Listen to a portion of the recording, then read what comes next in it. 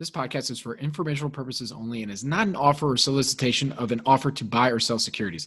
SNN Network, SNN Inc., and the Planet MicroCap Podcast and the representatives are not licensed brokers, broker-dealers, market makers, investment bankers, investment advisors, analysts, or underwriters. We do not recommend any companies discussed. We may buy and sell securities in any company mentioned and may profit in the event those securities rise in value. We recommend you consult with a professional investment advisor, broker, or legal counsel before purchasing or selling any securities referenced in this podcast. Welcome to the Planet MicroCap Podcast. I'm your host, Robert Kraft. Thank you all so much for the support and for tuning in. Do me a quick favor. If you like what you hear at Planet MicroCap, please take 2 seconds and give us 5 stars on Spotify or Apple.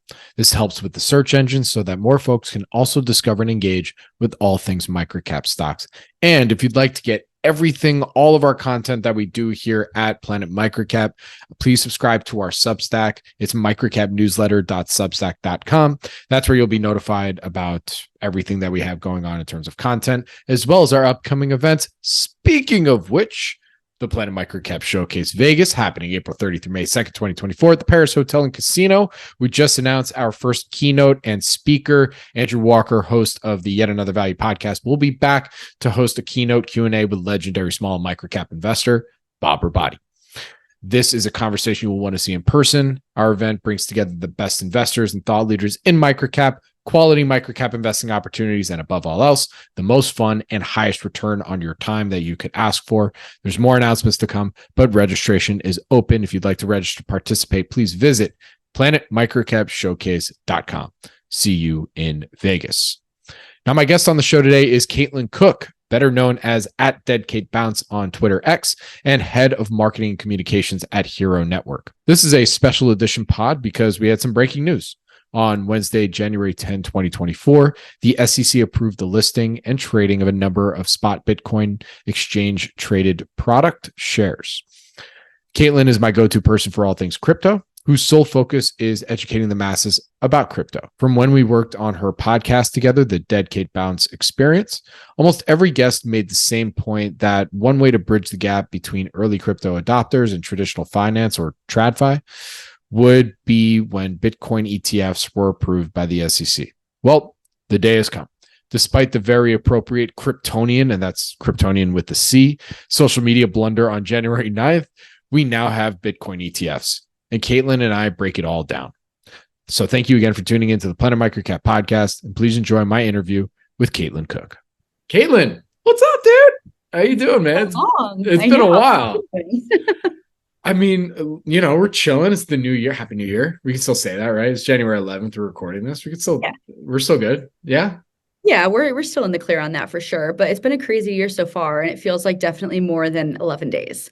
For sure. I mean, look, obviously it's been a while, so I always love catching up with you. It's always a good time. We're OG podcast homies from back in the day. You're my go-to crypto person on all things happening, and a bit of news.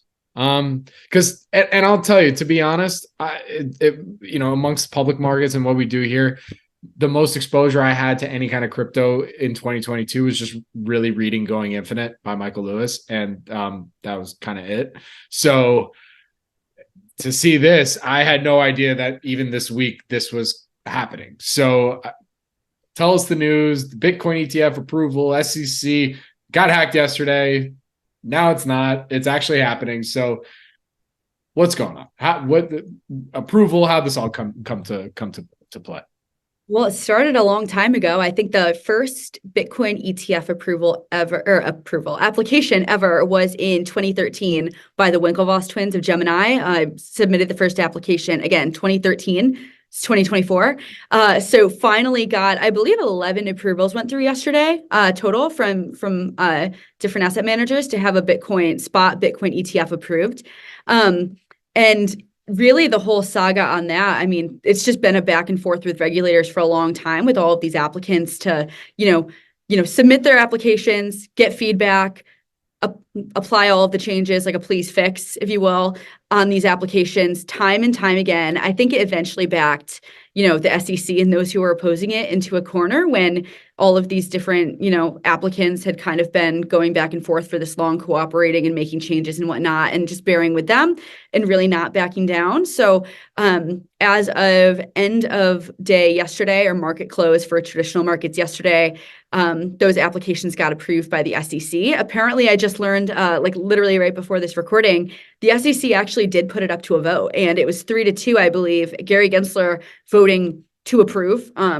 At this point, not entirely surprised. Again, backed into a corner, I think, at some point, of how many times you can go back and forth and nitpick all the reasons of why this shouldn't happen. So long road to get there, but finally got pushed through. Today was the first day of trading as well, which was super interesting and we can talk about. But 11 years later, finally getting past the finish line on this. And to make things true crypto fashion, for anyone who didn't see it, the applications were slated to, be finally approved this week.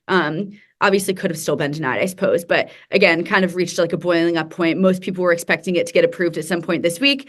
And yesterday, the day before, I think 2 days ago, the SEC Twitter account actually got hacked. Apparently they didn't have 2FA on their account, which is crazy for a government organization Twitter account. And they got hacked, and a post went out from that Twitter account and was up for at least 10 minutes, I think, that stated all of these ETF approvals or ETF applications had been approved. And people took that as being legitimate, and markets did what they did off of that news, which was super interesting considering it wasn't even real.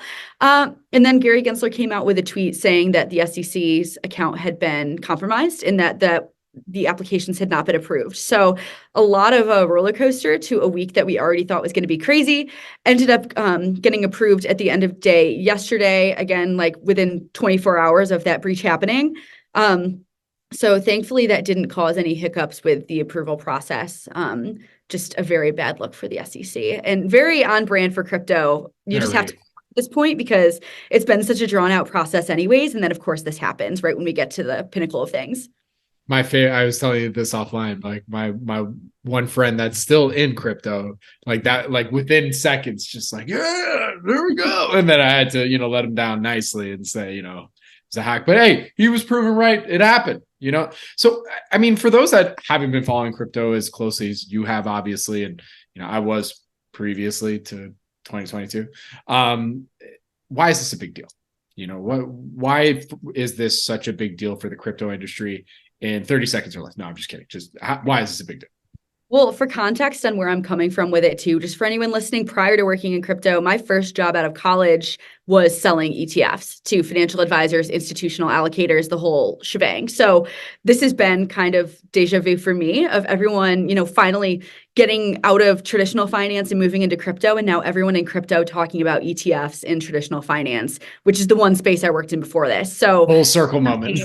Yeah, it's surreal. Two worlds colliding. This has been a good week for me on Twitter, just to be talking about these things. But this is a big deal for a lot of reasons. One, I guess just talking on a little bit of history here. So if I ramble too much, stop me. But a lot of the reasons for, or at least spoken reasons from the SEC on why a Bitcoin spot Bitcoin ETF was not approved in the past were kind of around markets of scale and questions around whether the Bitcoin market was, large enough with enough participants in it to not be easily manipulated, and not wanting to, further that by having, or, they claimed consumer protections around this for not wanting to have an easily manipulated market kind of in ETF form as well, which kind of opens the floodgates for all different types of investors and a much simpler sort of package than self-custodying your crypto or going on a decentralized or centralized exchange, having to manage it yourself. ETFs are a lot cleaner. A lot of the reason I'm not giving that approval, at least what was stated, was thinking that these markets could be easily manipulated, which is very funny. We've seen Bitcoin spot ETF be approved in other countries around the world outside of the US, haven't seemed to have any big issues there in the past. And ironically, after those statements, what do you know was approved prior to a spot ETF was a Bitcoin futures ETF. So stay off the soapbox, but of talking around consumer protections, of that being your claim, Bitcoin futures and putting that into ETF packaging is definitely a much more difficult, ball of yarn to untangle for a lot of people. There's, potential issues with contango. There's a lot more ins and outs of how futures price can deviate from spot price and all those sorts of things. So lots of complexities that are added there, and very ironic that that was approved in ETF form prior to a spot ETF, as spot's much more plain and simple for people to understand. And definitely much more in line with the actual prices you see of Bitcoin and other cryptos in real time. So end of rant there. Fast forward to 2024. Again, yesterday have, I believe, 11 ETF applications approved by different asset managers. And really, if you're thinking about in terms of scalability and why this is such big news. So previously, Bitcoin and crypto in general was really kind of this like separate silo from the traditional markets. And whether there were, some investment managers or asset managers that tried to dabble in this, it was really difficult for a lot of money managers, especially those that are very highly regulated, to get exposure to crypto or Bitcoin directly in a way that is simple and very clearly regulated. And you didn't necessarily need to own the Bitcoin. Correct. Yeah. And there, especially think about, so I used to work with a lot of financial advisors, and even if they were interested in investing in Bitcoin or their clients wanted them to, one, in terms of like internal compliance and then SEC regulation being, not necessarily the most clear cut in terms of how to handle that. Add to that all of the questions that come up around custodying those assets. Is the advisor responsible? Is the client responsible? How do you make sure those assets are safe? Are you keeping them in a centralized exchange? Are you going and wandering into more of the decentralized land in the US that is pretty much a big no-no in a lot of ways? So lots of question marks there. Obviously, there are ways to get indirect exposure. Coinbase is a publicly traded company is like one example, but the Bitcoin ETFs or the spot ETF approvals really open the floodgates and check a lot of boxes and questions that people had around how can I get exposure in a clean way that's in a product wrapper that very cleanly fits into my business. And that's talking more about institutional money managers and not necessarily retail, but even thinking about from a retail perspective, ETFs are very widely understood, and they are more year over year are being what is most commonly purchased by all different types of investors. And that is a trend that has been incredibly prevalent for way over a decade now, right? It just makes sense for a lot of long-term investors to buy something that is cheap, to buy something that is traditionally a basket of goods, and to be able to set that and forget it and know that it's being managed by, a very large reputable institution and regulatorily like very much green lighted. That being said, that is why this is such a big breakthrough. Bitcoin was definitely like a very, kind of taboo topic and potentially pretty much red flags all over the place for a lot of people managing their money. And it just makes it cleaner for people who don't want to manage these assets on their own, which is most of the population. Like I work in crypto and I can confidently say that most people outside of our little silo, which is again, little versus the rest of the world, most people don't want to deal with self-custody. The process for purchasing crypto, managing it, moving it is very, very overwhelming and scares a lot of people. This is a much easier fix. And we've seen that even in just the first day of trading. I believe there was just over $6.5 billion worth of total volume, half of that being from like GBTC, which was converted into an ETF. So some of those flows were from that. But again, that still leaves over like $2 billion in trading volume on the first day. 1.2 billion of that trading volume was within the first 30 minutes of trading today. Wow. So that's just day one. And to end my ranting, that's the beginning of the flows, right? Like this is something that I believe is going to continue for a long time. And that doesn't even unlock a lot of the kind of larger money managers that have due diligence processes to get these input into different model portfolios, into different multi-asset strategies, et cetera. So there's much more to come on that. That's just the start of the flows we'll see, I think. For sure. And thank you for that that was not all right. You want to call it a rant, fine, but it was a good rant. And so, I think logically, at least in my head, the next question would be is, why did the spot ETFs that got approved? I think ARK had one, you mentioned GBTC. So I'm not sure what you know about that, but if you do, I'd love to hear it. I mean, I think, and I could definitely be wrong, but I'm pretty sure they approved all of the, applications that came through that very consistently went back and forth with them and like kind of were in it for the long haul on like taking the feedback that the SEC gave and amending their applications for that. They were definitely very persistent. Again, like over 10 of them. And these are all, like, not all of these asset managers who applied, but most of them are ones that have been trying for this for a very long time. I think about Bitwise, I think about Grayscale. This has just been such an ongoing process for a lot of them that I don't think there would be any rhyme or reason to approving some and declining or denying others if they're materially the same. And a lot of them are structured very, very similarly. And when it comes to kind of looking at it from like a user or retail buyer perspective, the only real difference in how most of these are structured, because again, they were given a lot of very clear guidance on what would work and what wouldn't in terms of approval process, is price. Because the asset manager can control the fees that are associated with buying the ETF. But even there, we've seen in the ETF world in general, and a Bitcoin ETF will be no different. If that's all that they have to compete on, it's going to be a race to not zero, but very low fees. And they're just going to continue to try to undercut each other. So in terms of why these were all approved, they're all pretty much the same, as far as most people are concerned anyways. Maybe there's some nuance in the tens and dozens of pages of paperwork, but for most, they're all pretty carbon copies. Got it. And for,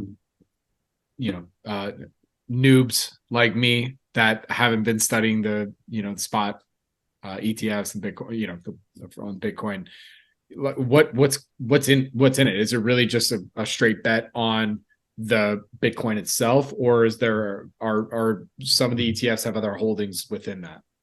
It's literally just Bitcoin that is bought, like spot Bitcoin that is bought on the market. No derivatives involved, no other assets within the ETF. It is quite literally a one-trick pony. And it is kind of funny when you think about, it's almost like you'd never see like a Google ETF, right? It's just funny to think about that this is the way that it's going. But in terms of making something that is seemingly complex or not within the typical structure from a regulatory perspective in the States, this was like the cleanest way to give people spot exposure directly to Bitcoin, or at least how people perceived it to be the easiest way. Understood. I mean, anything else we're missing here? Like, I mean, where do we now go from here? Now that this is all approved, I mean, do you expect there to be many of these spot Bitcoin ETFs now, or does this kind of open the door for spot Ethereum ETF, or like something that's, maybe some of the other more popular coins, or a Solana one? I don't know. Again, I'm the noob here. To anybody listening, I'm an idiot. It's all good. The questions you're asking are like what most people are asking, which are like important ones for sure. I think in terms of like what would be next, there have definitely been, and for some reason I'm blanking on whether it's spot or futures, but there have been applications for Ethereum ETFs as well. Someone has said like XRP, like Ripple ETFs as well, just because they went through a whole debacle with the SEC and was deemed not a security, I believe, in those hearings. So, I mean, I think people will definitely try. I think we're going to be pretty far off for a while in terms of like one ever being approved, something different being approved. Anything around Bitcoin, I would say, would be fair game in terms of putting applications in, though. I saw a lot of people asking questions that there'd be like a short Bitcoin ETF or like leverage Bitcoin ETF, and would be curious to see people try. I believe the CBOE launched options and futures on Bitcoin as well, too. So it's kind of, I think a lot of the things that would be more immediate in terms of at least what people would try and probably the most viable for being approved would be around Bitcoin market specifically rather than other assets, just because in some way or another, they have been given a quote unquote like green light to be put in more traditional markets, at least in terms of like the ETF being approved. So I don't have a good answer on that. In terms of where I think things go generally, I made like a long rant on this the other day. So just like take kind of the main points from that. But I think we're going to be seeing really, really substantial inflows for not just like the coming weeks, but months. Because if you think about how a lot of money managers' work and like the due diligence processes and the procedures that they have to go through in terms of changing allocations, getting things, new assets added to model portfolios, to multi-asset strategies. These are not, you don't just get like a quick little sign off and get it done. That's not how these big firms with a majority of the assets work. So I think the initial flows that we saw were the much more like nimble money. I would say, even working with advisors before, like RIAs, registered investment advisors, can, which is different from a broker dealer like a Morgan Stanley, a UBS, like those bigger firms that most people have heard of. RIAs typically can be a little bit more nimble and flexible with how quickly they can move in and out of things, the assets that it can invest in, generally speaking. So definitely, if I had to guess, saw some of that money. But I would say a lot of what came in today was either retail or half of it, again, I mentioned like GBTC, which was a Bitcoin trust from Grayscale, converted to an ETF. That was what was approved by the SEC for that firm in particular. A lot of that, like again, half the flows that we saw today, roughly, at least from initial data, was just coming from that fund being shifted over to an ETF. People that were in GBTC could have paid to, cash out and buy an ETF that was significantly cheaper with fees, but it causes a tax event. So I would assume that a lot of the assets in GBTC were left and converted to ETF without clients moving money to a different ETF in the process. Anyways, I think a lot of what we're going to see in more of the coming weeks is like in months. Again, like these processes are much slower than I think people realize. When you get to like an institutional level, a lot of, at least even speaking specifically to like financial advisors, which is definitely not the entire market to be sure, but it is a massive one. It's like billions and billions of dollars. Even like a 1% allocation of a multi-billion-dollar fund going into a Bitcoin ETF is substantial. And compound that over all of the different firms across the country that might do that. So the process around there is typically, well, first of all, of even getting new assets or new products added to an approved platform that advisors can put their clients' money into takes a while. There are research teams for this. There's due diligence that needs to be done. And then it gets approved, added to the platform. When it's added to the platform, advisors are either running discretionary accounts where they can move client money on their own without having a conversation with clients, or it's one where if you were my client, I would have to go to you, understand whether or not it would even be a fit within the plan that you and I worked on together for your long run money management. If it was a fit, we'd have a conversation about it. If you were not down with me putting your money in any capacity, again, would not be like aping in, as crypto people call it. It'd be like a small allocation in a broader portfolio because it's very risky. And no quotations on that. It is objectively risky. Then I would be able to move your money and allocate some of that into an ETF, but that would involve moving funds around and kind of figuring out the bigger picture. So this is a process. And even getting to that point will take a bit too. And then you think about like institutions that have, investment boards that they report to. Those investment committees are seeing the same things that retail traders are seeing. They're seeing the headlines. They're seeing that this was approved. They've definitely asked questions in many cases from those I've talked to about crypto before. Can we get allocated? Is this something that would make sense? Now, this is, again, as I said before, like a much cleaner solution to that. I'm sure a lot of investment committees, when they're having their investment meetings, are going to be coming back asking questions about this too. Hopefully see some more institutional flow into there as well as a result of that. But it's always going to be a more gradual process than you think when it comes to all of these like bigger swaths of money, because they can't move things around that quickly. They have processes, they have like compliance and all of those, fun things that are there for a reason. So we're going to see money trickling in for a long time. And I think people on the crypto side that maybe aren't coming from that world, which is a lot of people that I talk to, didn't realize the opportunity that this is opening up. And you still see people having like conflicting opinions. We talked about this a little bit offline of, Bitcoin was supposed to be this thing that people could pivot to because there was a lack of trust in traditional institutions. And now you have traditional institutions kind of owning a large amount of Bitcoin or allocating to it or having it in a more traditional wrapper. Like it feels like you're going backwards.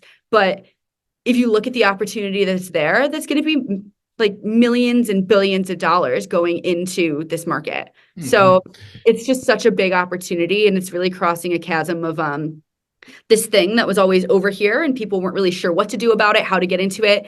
in a lot of material ways, and then bringing it into something that's familiar. So it's a really, really big deal. And we're going to be seeing the impacts of it for months and months and months. For sure. And I would say like one of my biggest takeaways from producing the Dead Cape Bounce experience with you was that, I mean, that was like probably the main thing I think every single guest talked about was just, waiting, this waiting game on this Bitcoin ETF, because that's kind of the first springboard into bridging this gap between, the initial adopters with, TradFi, traditional finance people that, we're just kind of looking for something that, they can get exposure without actually having to, open up a wallet and do all this stuff and all that kind of. How does this affect Coinbase, do you think? I mean, that's kind of the thing. Now that I think about it, I mean, now I can probably just go on any brokerage account, buy my ETF and call it a day and not have to worry about, I mean, obviously they're still going to have users from, people that have bought the coins and own it and have maybe their wallet and stuff like that. But I don't know, full disclosure, not a shareholder, but I'm curious how it affects some of the exchanges itself. It's funny that you mentioned Coinbase specifically, because they're one of the biggest winners of all of these Bitcoin ETFs being approved. So doing all of their applications to ETF applications. So one of the pieces of feedback, as a lot of these firms are going back and forth with the SEC, was that they had to name a custodian for the ETF. And what that entails, and I wrote notes down so I don't ramble on this too much, but Coinbase was named custodian for, I could be wrong on it being all of the approved ETFs, but almost all of them, if not. And the custodian's primary role is to hold and safeguard the ETF assets. So I had a lot of people asking me about this part of how it works with, I buy the Bitcoin ETF. Does it actually hold real Bitcoin, or is it some sort of derivative of that? The actual process, at least from my Good question. Big ETF friends who the ones that have been leading a lot of the discussion around this in public forums, who know much more about it than I do.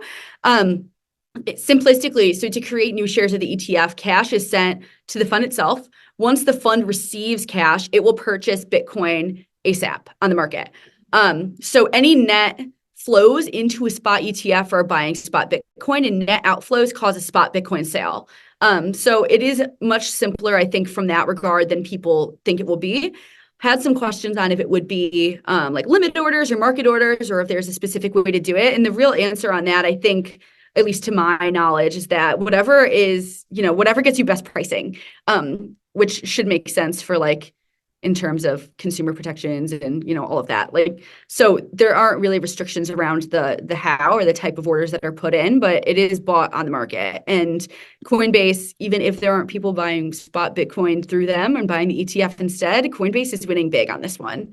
And it makes sense why they were chosen as a custodian for a lot of these ETFs, because if you're looking from a regulatory standpoint, Coinbase is a publicly traded company. They have been probably the closest in talks in terms of crypto custodians with the SEC, and as close as you can be, at least trying to abide and have an open conversation with them about regulation with crypto moving forward, and abiding by the commentary that they're given and being cautious with it, and protecting consumers and safeguards and all of that stuff. So not entirely surprised that was the outcome, but I think a lot of people missed that little snippet of information when you're oh no, maybe the centralized exchanges will get less business. One, this is specific to Bitcoin, tons of other markets out there. Two, Coinbase is going to be doing just fine. Fair enough. And by the way, before we continue on, just have to ask, full disclosure, you're a shareholder in either Coinbase or any of the ETFs that we talked about, obviously Bitcoin, any of it? I own Direct. I don't own the ETF. I don't own Coinbase. I just own Bitcoin, Ethereum, Solana, and a couple other things that we're definitely not going to talk about. Fair enough. So I mean, you've given us a great overview today. I think, I highly encourage everybody to go and follow Caitlin. She does such an amazing job covering the whole space. And, even while she's working specifically with Hxro Network, I think she does probably one of the best jobs in covering the space just in general to help folks, onboard them into crypto. But final question for you today before I let you go. I mean, is this it? Is this the validation that the whole crypto community has been pining for, waiting for, or is there still more that would help? Oh boy. I mean, there's definitely got to be more. I mean, this is a huge start though, right? It definitely feels like a turning point to some extent, but I think the space definitely has like a lot to prove. Specifically in the US, I mean, there's a long way to go in terms of like concrete regulatory oversight. And, are a lot of these token securities, not securities, is staking like an activity that can be done? Like, I mean, they've been doing a lot of regulation by enforcement. So, which is better than absolutely nothing. But I think in terms of like a broader framework, there's still a lot of work to be done. But this is definitely a really good step forward. And it definitely feels like some validation too. Like for all of the people who said that this was like an imaginary internet coin was going to go to zero. It's not to say that it won't, but it's definitely, these are the regulators that are supposed to be protecting consumers. And if it was a significant threat to the end consumer to a certain point, this is something that wouldn't be approved.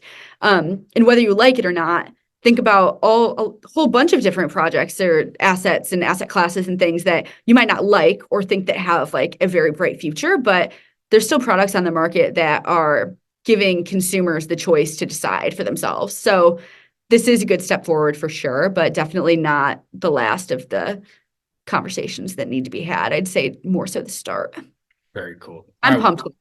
I can see it. Like I was gonna say, I can see it, like listen, 2023 was a rough year for, end of 20. Actually, honestly, the last 2 years. It was a whole year. Yeah. Like the last 2 years were rough. It was just crazy. So I'm so for the industry. I think it's fascinating. We're definitely going to be watching closely and seeing how this all develops. I'm very curious how it affects now the on the public market side. There's a lot of miners, especially on the microcap side. So we'll see how it affects all that. If more money is going to be pumped into those companies in order to create more or find more Bitcoin or mine it. Mine it. It's been a while. Okay. I'm sorry. It's been like 6 months. No, you're good. You're good. You still got it. I'm the young whippersnapper here. But anyways, Caitlin, with that, where can our audience go and find more information to follow you and get all the updates and hear your insights? Yeah. Just Twitter at DeadKateBounce, KCAIT. I'm terminally on there. So that's probably the best place to find me. Terminally. Jeez. Oh my goodness. Well, always appreciate you, Caitlin. Thank you so much. Good luck. Stay safe. Look forward to our next update. Thanks, Bobby. Thank you. This podcast is for informational purposes only and is not an offer or solicitation of an offer to buy or sell securities. SNN Network, SNN Inc., and the Planet MicroCap Podcast and the representatives are not licensed brokers, broker-dealers, market makers, investment bankers, investment advisors, analysts, or underwriters. We do not recommend any companies discussed. We may buy and sell securities in any company mentioned and may profit in the event those securities rise in value. We recommend you consult with a professional investment advisor, broker, or legal counsel before purchasing or selling any securities referenced in this podcast.